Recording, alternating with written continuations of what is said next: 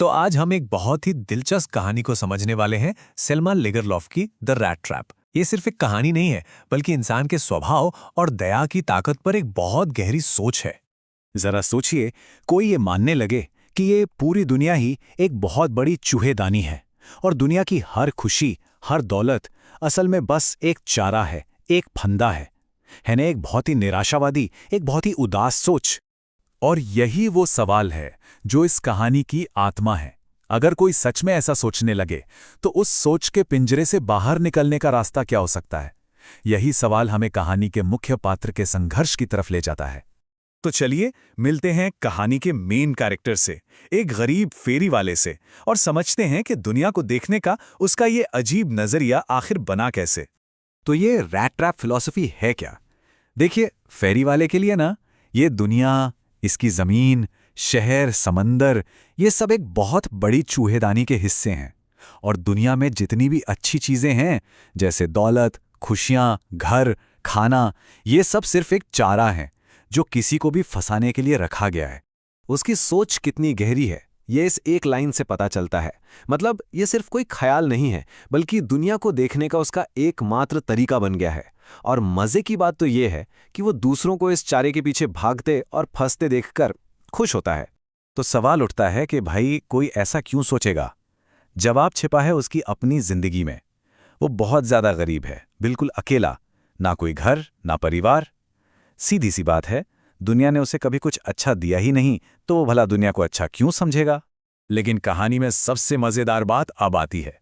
कहानी तुरंत फेरी वाले के इस फलसफे की परीक्षा लेती है। देखते हैं कि कैसे वो खुद अपने ही बनाए जाल का शिकार हो जाता है। एक शाम फेरी वाले को एक झोपड़ी में पनाह मिलती है। वहां एक बूढ़ा किसान रहता था। अब वो किसान भी अकेला था, तो उसने फेरी वाले का बड़े प्यार से स्वागत किया। उसे खाना खिलाया, बात की। ये एक ऐसा लम्हा था जो फेरी वाले की कड़वी दुनिया से बिल्कुल अलग था।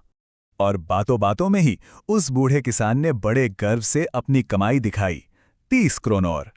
अब फेरी वाले के लिए ये पैसे सिर्फ पैसे नहीं थे, ये वही चारा था जिसके बारे में वो हमेशा सोचता रहता था।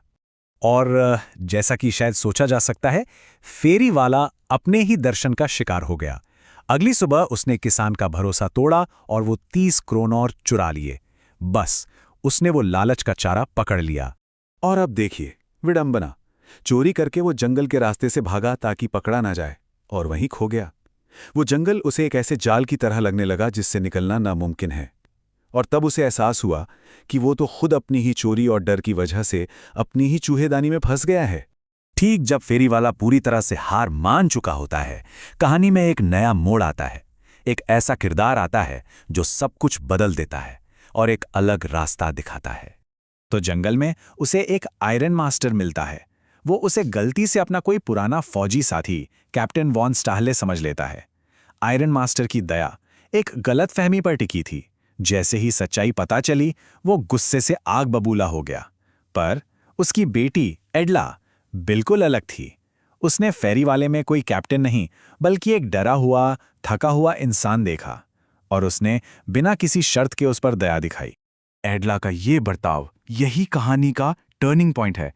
ये कोई मामूली दया नहीं थी, ये एक ऐसी ताकत थी जो फेरी वाले को बदलने वाली थी। एडला ने फेरी वाले से ऐसे बात की जैसे वो सच में कैप्टन हो। उसे वो इज्जत दी, वो भरोसा दिया जो उसे अपनी पूरी जिंदगी में कभी नहीं मिला था। और इसी निस्वार्थ करुणा ने उसके अंदर की इंसानियत को जगा दिया। उसे अपने बनाए उस निराशा के जाल से बाहर निकलने का रास्ता दिखाया। और ये बदलाव सिर्फ महसूस करने वाला नहीं था, ये उसके कामों में भी दिखा।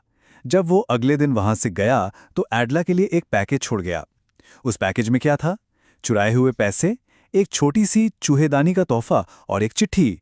और सबसे जरूरी बात, उस चिट्ठी पर उसने साइन किया था कैप्टन वॉन स्टाहले, यानी वो वही सम्मानित इंसान बन गया जो एडला ने उसके अंदर देखा था। तो आखिर में ये कहानी हमें सिखाती क्या है? फेरी वाले का ये पूरा सफर हमें एक बहुत ही मजबूत और पॉजिटिव मैसेज देता है। देखिए, द रैट ट्रैप का जो निचोड़ है वो ये है कि हर इंसान के अंदर अच्छाई होती है, चाहे वो कितनी भी गहरी क्यों ना छुपी हो। और उस अच्छाई को बाहर लाने की चाबी क्या है? वो है करुणा, सम्मान। एडला के भरोसे ने फेरी वाले को ये मौका दिया कि वो खुद को दुनिया की चूहेदानी का एक शिकार नहीं, बल्कि एक इज्जतदार इंसान के तौर पर देख सके।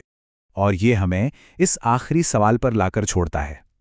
अगर निराशावाद एक ऐसा जाल है जिसे हम खुद अपने लिए बनाते हैं, तो क्या करुणा और दूसरों में अच्छाई देखने का विश्वास ही उस जाल को खोलने की चाबी है? इस पर जरूर सोचिएगा।